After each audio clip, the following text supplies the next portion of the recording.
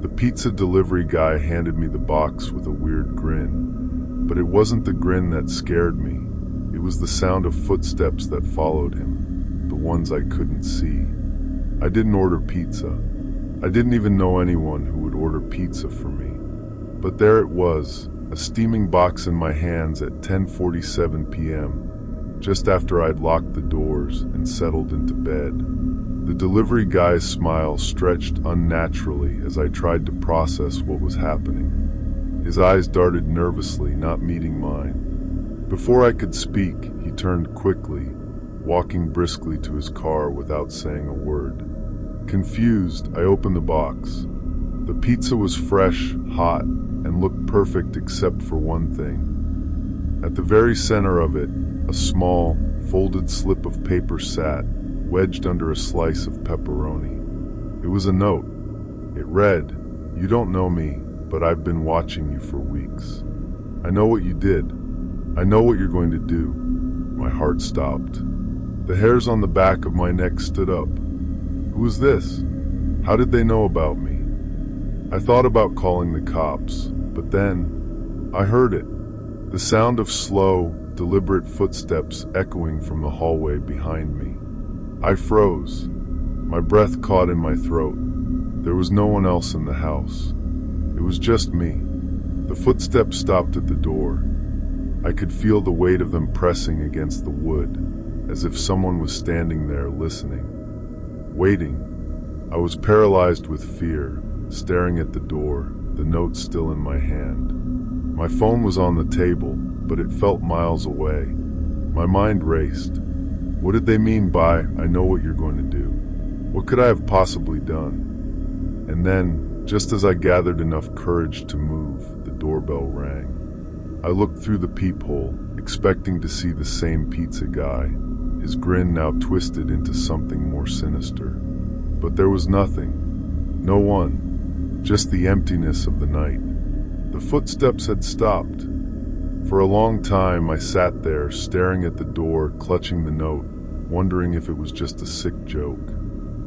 I thought maybe I was imagining things, that I'd overreacted. But the unease remained, thick in the air, heavy on my chest. I never saw that delivery guy again. And I never ordered pizza again either. But sometimes, when I'm sitting alone at night, I still hear those footsteps, slow and steady, moving closer to my door.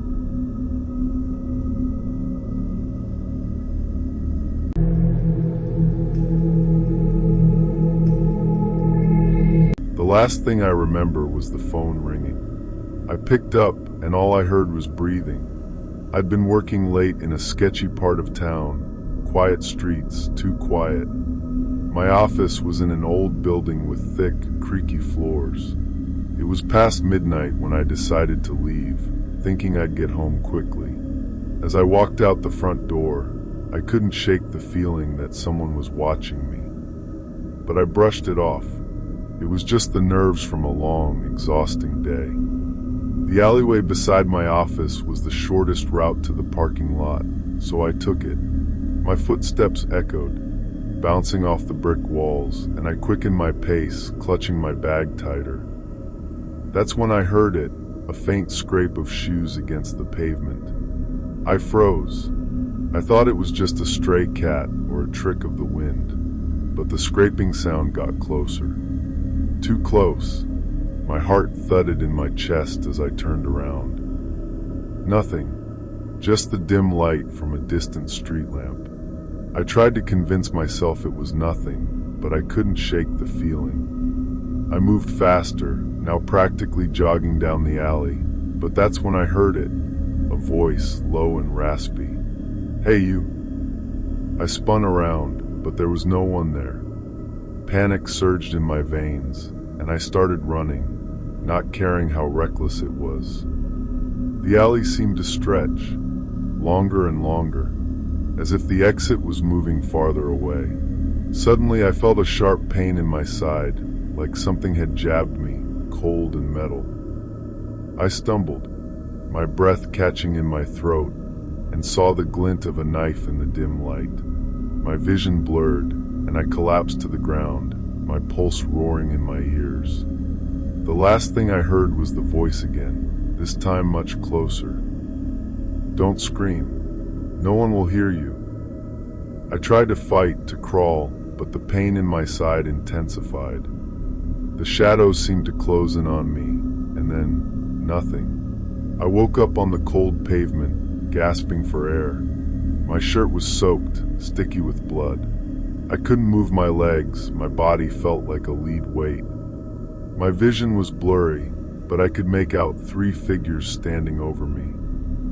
They were silent, watching me, their faces obscured by the shadows. One of them spoke. "You shouldn't have seen us." Before I could respond, I heard the unmistakable sound of a phone vibrating. A phone that wasn't mine. They hadn't even bothered to check my pockets. My phone, still ringing, was lying next to me. I reached out weakly, but the figure closest to me bent down and picked it up, holding it just out of my reach. I could see the caller ID now, unknown number. "Answer it," the figure said. I barely had the strength to lift my head, but I managed to press the button. I held the phone to my ear, but no one said anything. Just breathing. That's when I realized the phone call had been meant for me all along. They had been waiting for this moment, the moment when I would be alone, vulnerable, and exposed.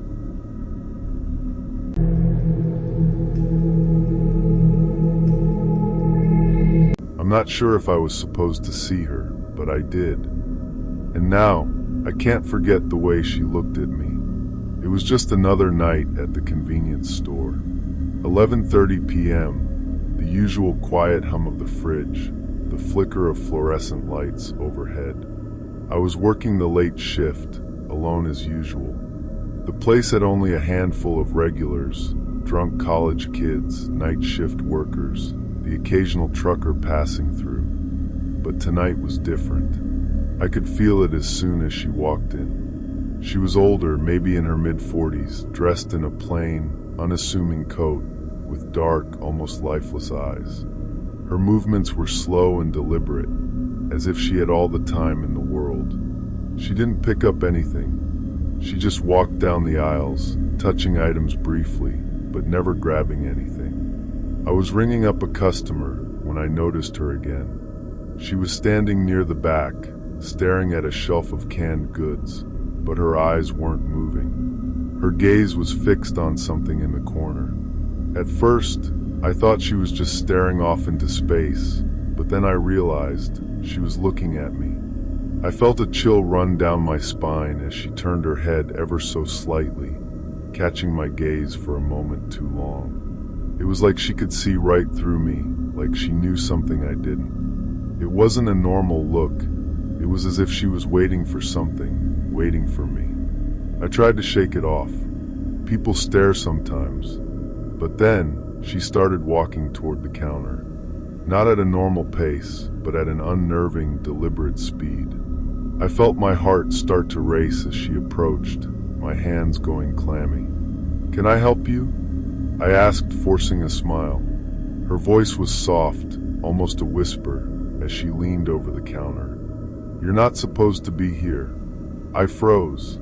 It wasn't the words that made my skin crawl, but the way she said them, like she was certain. Like she had always known. My stomach twisted into knots. "What do you mean?" I asked, trying to sound calm, even though my heart was pounding in my chest.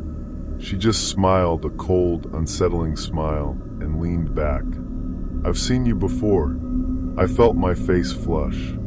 I had never seen this woman in my life.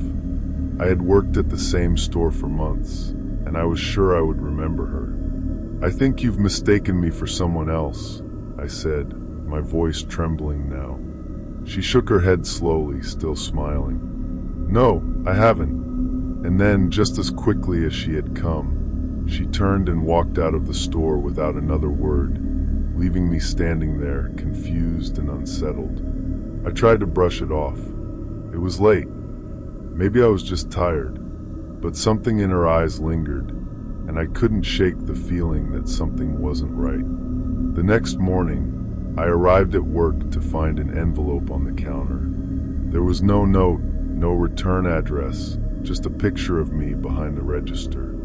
The picture was taken from the aisle where the woman had stood, staring at me. I looked around the store, my blood running cold. The cameras didn't capture anyone coming in or out that night. There was no record of her. It was as if she had never existed at all. I haven't seen her since. But every time I look at the security monitors, I can't shake the feeling that someone is watching me, waiting. And I still don't know who she was or how she knew my name.